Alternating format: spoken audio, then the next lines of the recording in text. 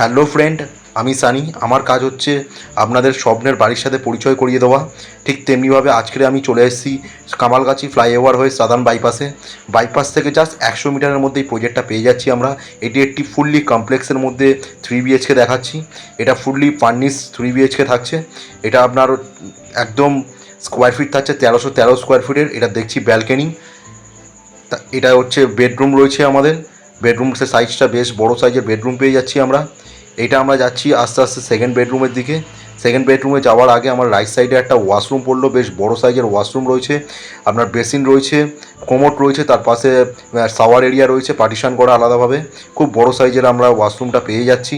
তারপরে আমরা পেয়ে গেলাম আমাদের সেকেন্ড বেডরুমের দিকে। বেডরুমের সাইজেসটাও খুব বড় সাইজ থাকছে।